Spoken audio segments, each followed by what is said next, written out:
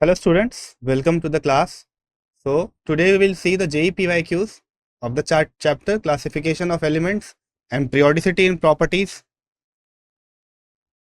So this is the disclaimer. Here is your first question. So this was asked in the 2024 on 30th of the January in the shift 1. The first question is, if IUPAC name of the element is EM, then the element belongs to the nth group of the periodic table. The value of n is. So in this question, two concepts are there. First, how you will identify the element, that what is the atomic number of this given element. Second, how you will identify the group. Okay. So your time to solve this question starts now. This is a numerical type question. So you have to give answer in integer value.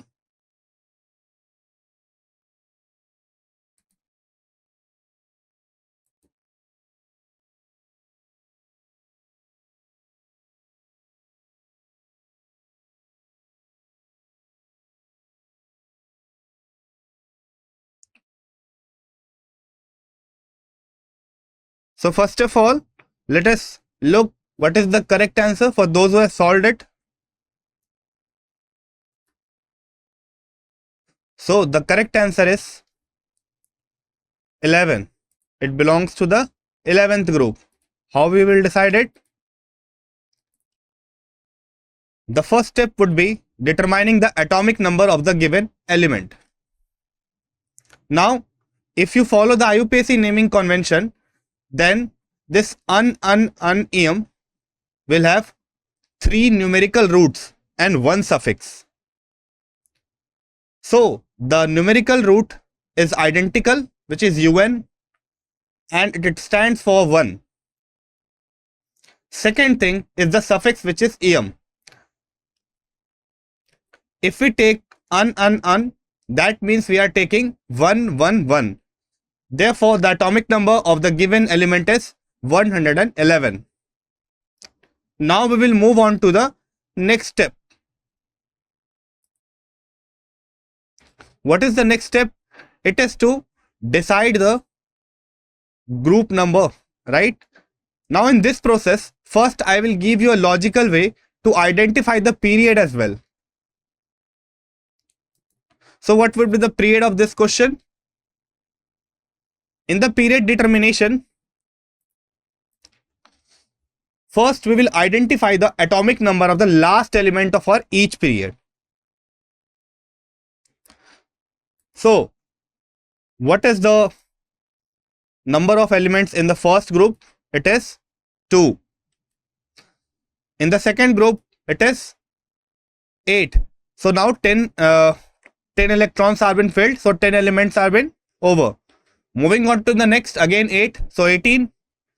Then 18, which gives you 36. Then for the period 5, we have again 18, 54. For the period 6, it is 86, adding the 32. Now, if you add again 32, then you will move on to the last element. So you will do the process until you have a number greater than 111. So the first number is less than 111. Again, the second number also, third number also, fourth and fifth and sixth also. But as we move on to the 7th period, which has 118 as the last element, this value is greater than 111. Now, as soon as you decide this, that your 7th period has an element whose atomic number is greater than the 111, then you say that, okay, our element belongs to the period 7. Suppose there was a case that your atomic number was 56. Then what would be the period number according to this logical explanation? Okay, so I'm again asking it. Suppose your atomic number would be 56. Then what would be the period number for the given element? It's very simple. Since your 54 is this 5th period, then we will move on to the 6th period where it is 86, and this 86 is greater than the 56. Therefore, it will belong to the period 6. Yes. So the correct answer will be for the 56th atomic number is period 6. Now coming back to the question, this belongs to the period 7. Now from this point onward, I will also try to assign the electronic configuration. So let us continue with that. How we'll do the part of determining the electronic configuration? Again, I will follow very simple and logical steps. Since the last period which we have encountered was 86 before 118. Therefore, for group determination, first we will count what is the extra number of electron that is to be added after 86 to move on to 111. So subtract 111 minus 86, that will give you 25 electrons. So now you have to fill 25 electrons after the 86th element, which is radon. So radon is your noble gas. Now keeping this 25 electron in different subshell is our next task. So the first we will put on to the S subshell of the 7th period. Why we are doing so? Remember, we are doing it again in a very logical manner. What we are doing is, since we are filling the 7th period, therefore we will start from the lowest subshell of the 7th period, which is S. So we will put electron in the 7s. Now that will add 2 electrons. Now we have moved on to 88 electrons. Our next higher subshell is 5F. Now question arises how you will learn it. So that is your task, to learn the order of electronic configuration or the order of subshell. So the next higher energy will be 5F. If you don't know the order, no problem. Just try to understand the technique that we are using. Later on you can memorize the subshell order. So the next is 5F, and here 14 electrons will be filled. So after 88, 14 will be filled here. So that will give you 102. Then comes your 6D. Now the 6D can contain total of 10 electrons, but we are only left with 9 electrons, so that 111 could be reached. Therefore, we will only add 9 here. Now, we know that the configuration is Rn, radon, 7s2, 5f14, 6d9. Now, what about the group? Since this element is belonging to the 9th, I would say the D block, because the 9 electrons are filled here and the D block is still unfilled. Therefore, for the D block, we have a general formula to know the group number. How do we do it? Just calculate the number of electrons in the D subshell and add it with the electrons of the S subshell. Remember, we will do it for the outermost shell. So 7s2 and n-1, which is 6, d9. So 9 plus 2, 11. Therefore, your group number will be 11. Now you will think that why we will follow such long process. So there may be a chance that you will get an atomic number which is difficult to be assigned with the group number. For that case, you can follow this logarithm. If you practice this daily, you will find it very easy to find it for the arbitrary atomic number. Therefore, we can write our final answer that your EM belongs to the group 11. Now moving on to the next question. So here is your next question. This is also a numerical answer type. You have to decide that what are the total number of ions out of the given ions which have a noble gas configuration. So this was again asked in the 2024 on 27th of January in the shift 2. So you have some time to solve this question. Your time starts now. So how many elements are there which will have the noble gas configuration? Remember, they are having charges on them.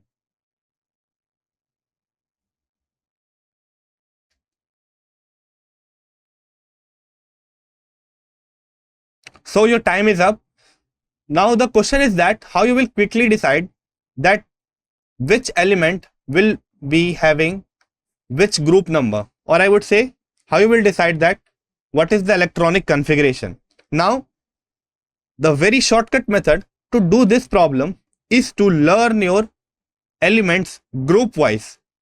So I would suggest you that rather than learning them in a chronicle order like your hydrogen, helium, lithium, beryllium, boron and etc., you should try to learn it by the group wise manner. Suppose I am saying that what is the first group, then you should tell it quickly that those are lithium, sodium, then potassium, rubidium and your cesium. Okay, so remember students, try to learn the elements in the group manner, and that is very effective in doing questions. Now coming back to the question, if you look on the elements that are given here, then what we can say? We can say that the correct answer will be 3. So 3 elements are there which have a configuration of the noble gas. Now the first way to determine that whether they are noble gas or not is through their electronic configuration. Now for that you have to remember the electronic configuration of for each of this. Suppose I am writing it for the strontium, cesium, lanthanum 2+, lead 2+, ytterbium 2+, and iron 2+. So for Sr2+, it will have the configuration similar to the strontium, the krypton. For the cesium plus, it will belong to the xenon. Ytterbium, again, since there are 8 electrons in the outermost shell, therefore it is the configuration for a noble gas. So these 3 are the elements or the species which are having a noble gas configuration. Then comes your lanthanum, lead and Fe2+. Now all of these 3 are having a configuration different from the Ns2Np6. Okay, therefore these 3 are not considered to be the noble gas configuration, and hence our correct answer is 3. Now question arises, how will you remember the electronic configuration? So I have said you to remember the element in a group wise manner. If you have done it correctly, then this question would be very easy to solve. How? Let us see. So we know that strontium belongs to which group? So what is the group number of strontium? How you will decide? So if you are knowing about the alkaline and the alkali earth metals, you will tell it quickly that your strontium belongs to the second group. Okay, isn't it? Your strontium belongs to the second group. Yes. Now if you will remove 2 electrons, just think it logically. If you will remove 2 electrons, then you will move back to the noble gas configuration. Now take the case of cesium. Okay, take the case of cesium. Which group number is assigned to the cesium?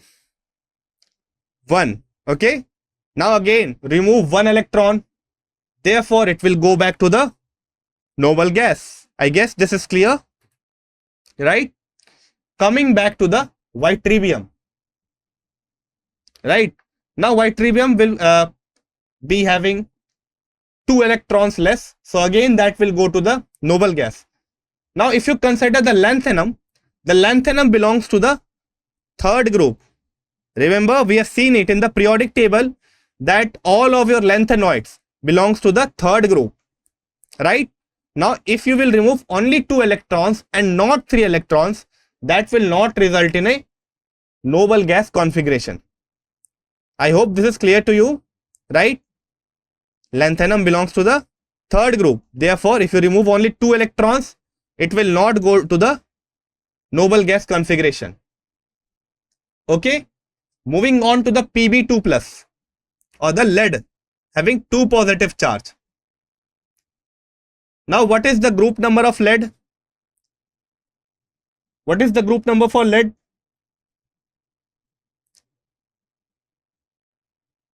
How you will decide the group number of lead?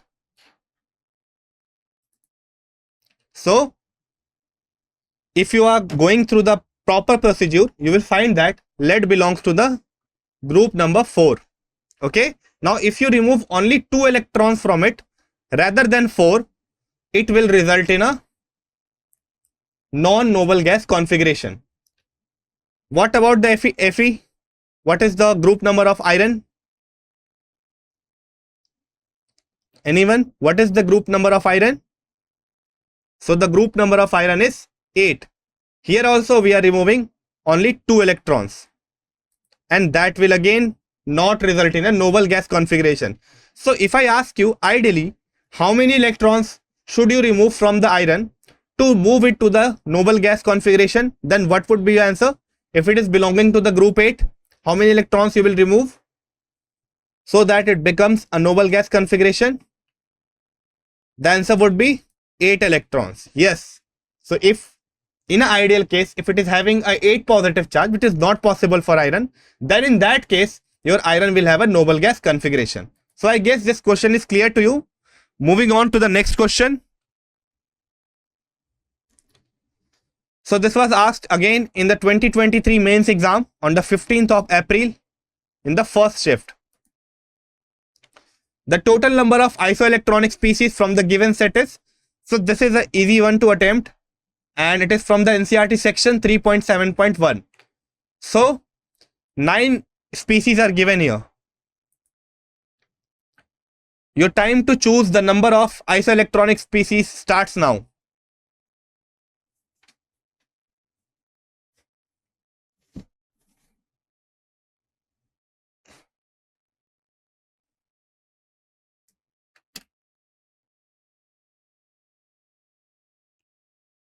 So your time is up. You have 5 more seconds.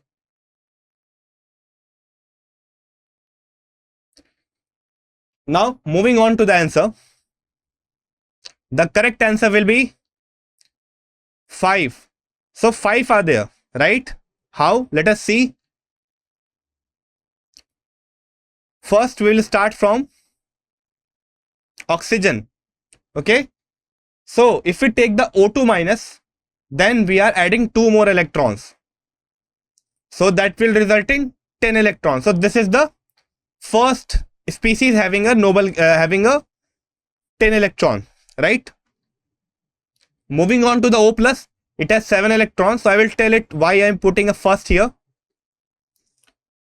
So when you will move to the fluorine, it has 9, but our species has 1 more electron, that is F minus. So F and F minus both are here. For the F minus, what will be the total number of electron? Again, this will be 10. So this is your second element that is having an electron equals to 10.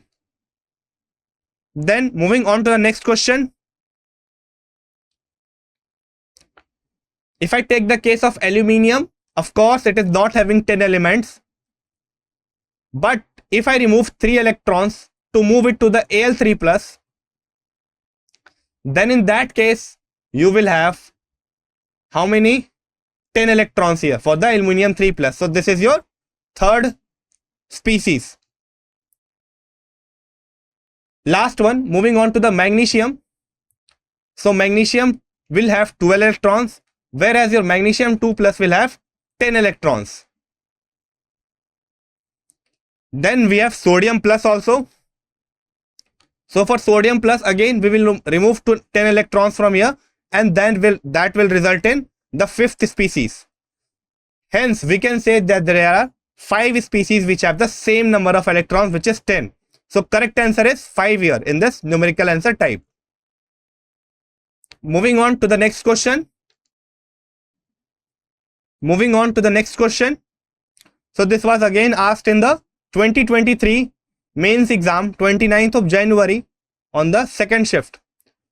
So you have to decide the total number of acidic oxides among the following. So the general idea is that the non-metallic oxides are acidic in nature, but a problem is here that some of the non-metallic oxides are also neutral. So we have talked about this in the theory class, that what are the exceptions or what are those non-metallic oxides which are neutral in nature. Keeping that thing in mind, you should decide the total number of acidic oxides in this given species. So your time to solve this question starts now.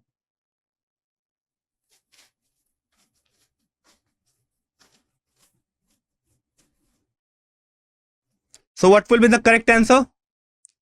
How many acidic oxides are there? So I'm giving you some more time. Meanwhile, just try to find out that what are the neutral oxides that are present here. You know what are the basic oxides because you are well aware about the metals, but you must be confused about the neutral part. So what are the neutral oxides that are present here? Okay, so meanwhile you think about it, let us move on to the solution. So the compounds which are acidic oxides is having a count of 4. Why? Let us see. So the general idea is that all of the acidic oxides are non-metals oxides, right? So out of this, how many non-metals are there? So there are nitrogens, there are chlorine, sulfur, carbon, right? There are 2 metallic oxides, so we'll not consider them at any cost, which are calcium and sodium oxides. Here, the only acidic oxide are N2O3, NO2, Cl2O7 and SO2. But the rest of the non-metallic oxides are neutral in nature. Therefore, your correct answer will be 4. But we are still here to list the neutral oxides. So they are N2O, NO, CO. Okay, so these are the remaining oxides which are neutral in nature. So here is your NO, then here is your CO, and then this one is your N2O. Apart from this, N2O3, NO2, Cl2O7, SO2, all these are acidic in nature. Okay, so I hope this is clear to all of you. Moving on to the next question.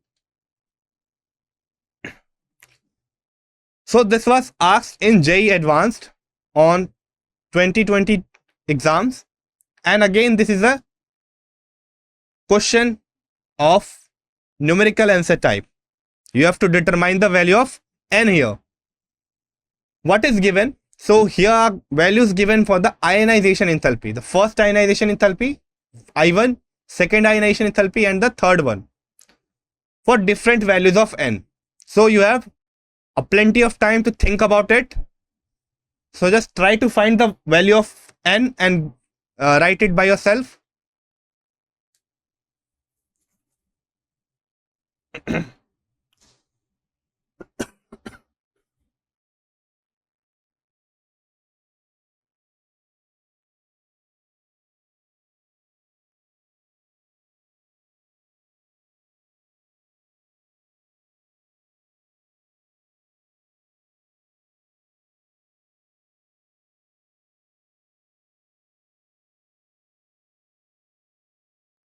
So your time is up. Those who have tried it, well and good. So let us see what is the correct answer. So here the important point to notice is that about this question, that your value of N should be less than 10. So this should be always in your mind while reading this question. Now let us move to the answer. So first of all, for those who have solved it, the correct answer is 9. How? Let us see. If you consider the value of N plus 2 here, then what you can see that there is a very large difference between the ionization enthalpy for N plus 2, so the first ionization enthalpy, and the second ionization enthalpy for the N plus 2. Now what may be the case? Why there is such a large change as we are removing the, or we can say as we are moving from the first to the second ionization enthalpy? So what may be the reason? It is moving from 496 to 4562. Any guesses? What can be the reason of this? Why there is a large difference between these two values?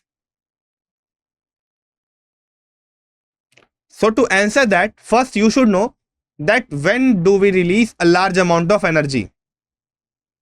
Okay? Or when do we have to give a large amount of energy? So if you think about it, then this energy would be hyping because of the reason that there may be a stable configuration. And as soon as you remove that electron, you have to apply a large amount of energy. But when you are removing the first electron, it is very easy to do so. See, only 496. That means it is easy to remove the electron, hence it must be going to a noble gas configuration. Now, if that hint is given, then what would be the element that is having a value of n plus 2 as the atomic number? What would be that element? Should it be alkali metal? Should it be alkaline earth metal?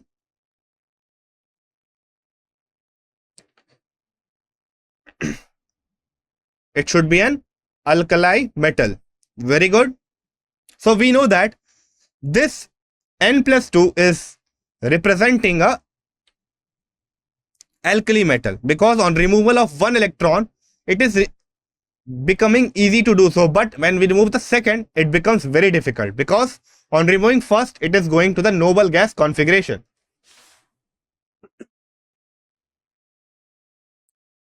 Now the next thing is what? There is again a huge jump from I2 to I3 in the case of n plus 3.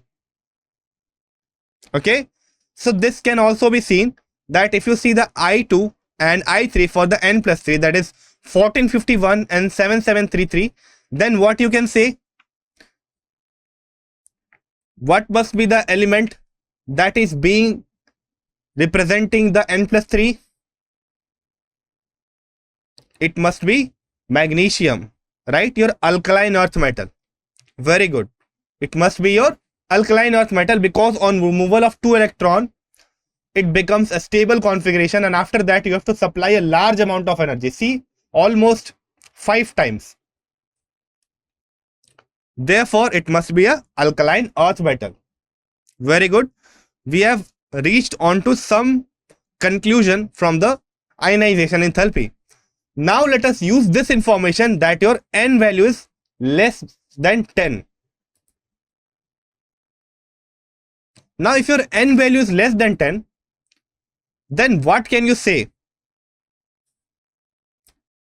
That n plus 2 must be for the sodium, right?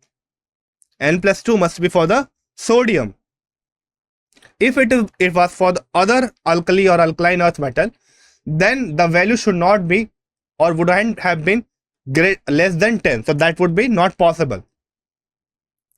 Similarly, for n plus 3, it must be magnesium.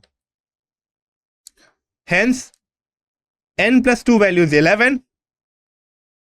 Therefore, n value is 9. So we can say that the correct answer for this question is 9. I guess this is clear to all of you. Now, moving on to the next question. In group 1 of alkali metals, the ionization potential decreases down the group. Therefore, lithium is a poor reducing agent.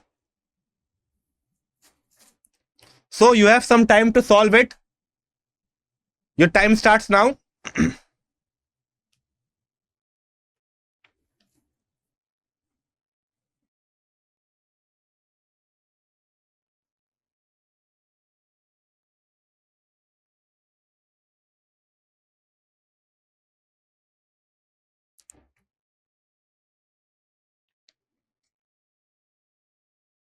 Okay, your time is up.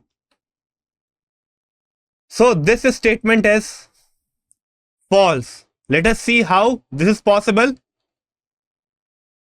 So first of all, here you have to decide that what is the relation between ionization potential and reducing character.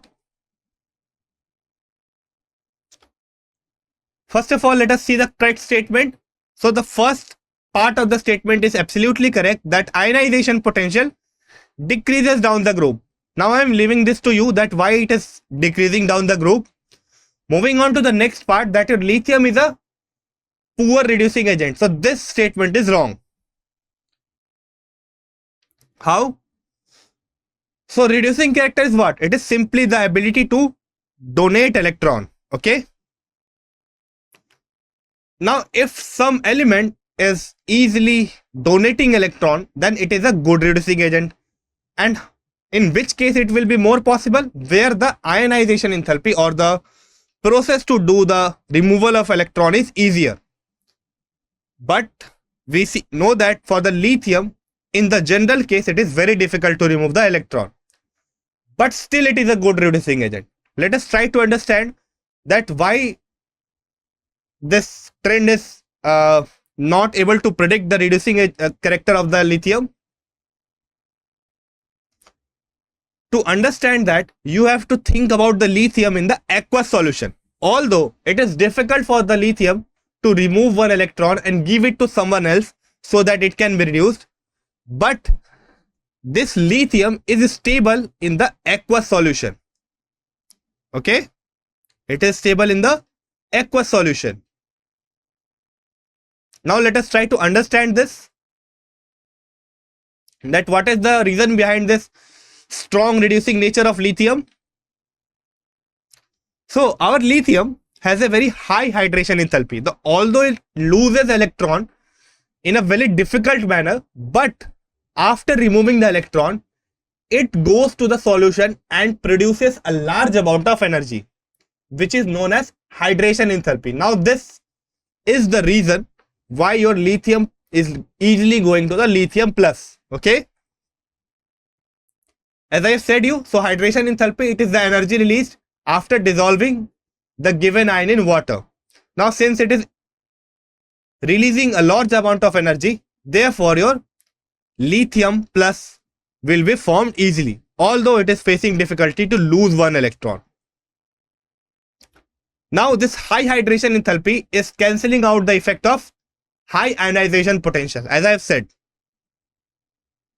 Therefore, your lithium easily loses electron because of its stabilization in the aqueous state, and this makes it a powerful reducing agent in the aqueous solution. Okay, now moving on to the next question. The softness of group 1a metals increases down the group with increasing atomic number. Again, this is a true false type, and this is from the section 3.7.1 of the NCERT. 1986 was the year in which it was asked. So I am giving you some time to solve it. Just write whether the statement is true or false.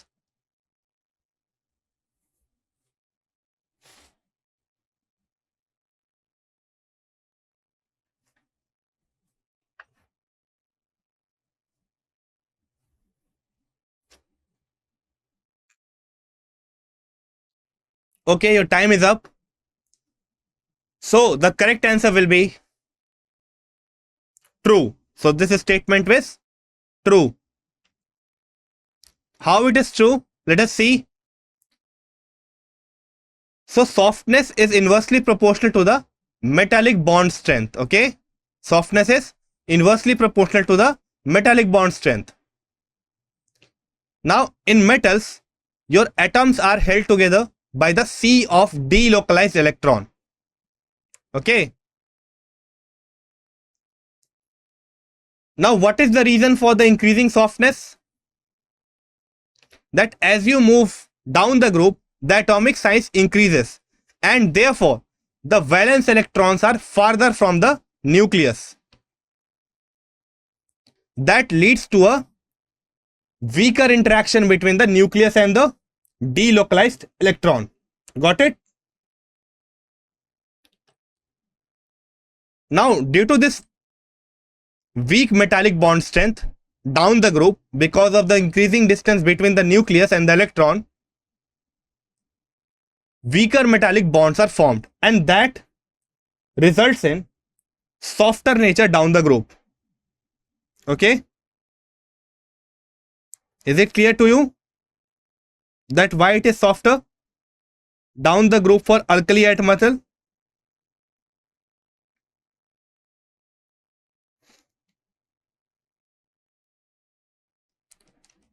So I guess no one has an issue in this question. So there may be a difficulty understanding this question. You may be thinking, okay, that your ability to donate electron increases down the group because it is becoming more and more metallic, right?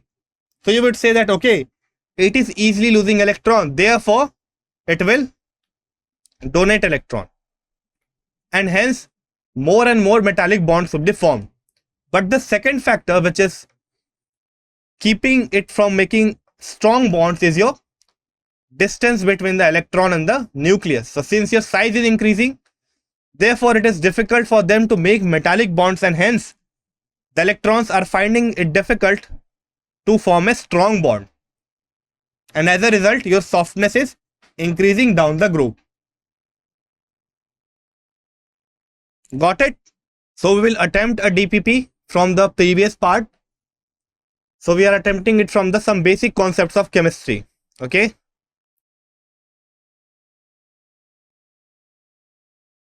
So first of all, what is the percentage composition of ethanol in the given element? So ethanol is given here. It's very simple. How do we calculate it?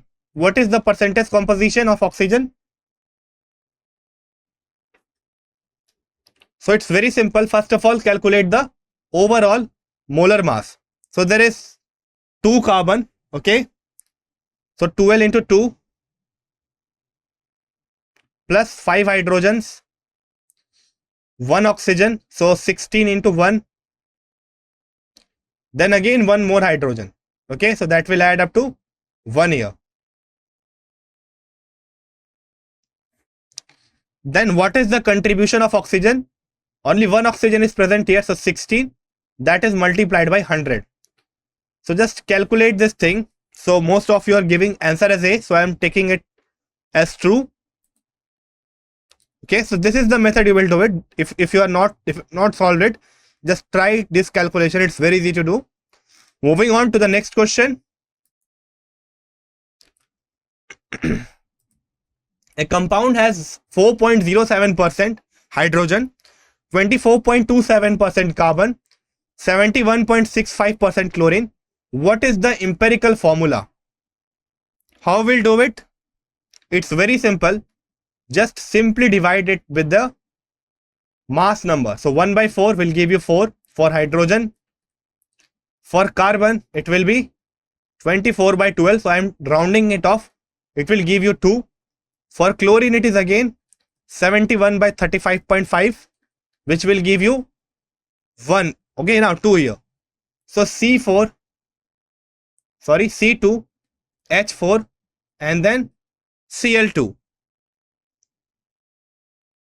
But remember, students, do not do it in the wrong manner. Why I'm saying it?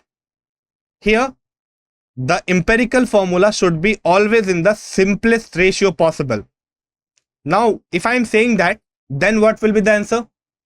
I'm saying that your ratio should be in the simplest whole ratio possible. In that case, your correct answer will be CH2Cl. Yes, option number A. Moving on to the next question. If the empirical formula of a compound is CH2Cl, so this is followed from the previous question, then what is the molecular formula if the molar mass is given as 98.96? How we'll do it? For carbon it is 12, then for hydrogen it is 2, for chlorine it is 35.5. So this is the empirical formula mass. What is the molecular formula mass? It is 98.96. Just add this. So 12 plus 2, 24. 24 plus 35 will give you how much? So 20 plus 30, 50, 59. 59.5 by 98.6. 98.96. I guess I'm doing it correctly. So 2 to 4 plus 5, 9. 3 plus 1, 4. Okay, so this will be 49.5. Now this will approximately give you 2. Now multiply this whole formula by 2. Therefore, your correct formula mass will be C2H4Cl, which is option number A.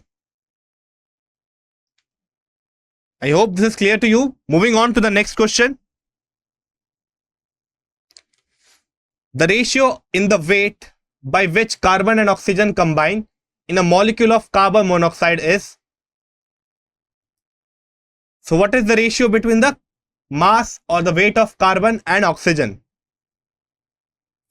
So if you take 1 mole of carbon monoxide, it has 12 grams of carbon and 16 gram of oxygen. So 12 is to 16 will give you how much? 2 6 is 12, 2 8 is 16, then 2 3 is 6, 2 2 is 2. So carbon and oxygen will have a ratio of 3 is to 2. 3 is to 4. Okay? 2 3 is 6 and 2 4 is 8. That will give you the correct answer as A. Moving on to the next question. What is the mass percentage of water in H2O? Sorry, of hydrogen in water. So H2O has a total mass of 18 and oxygen's contribution is 2. That is 200 by 18. How much it will give? 18 1 is 18. So clearly your answer is A.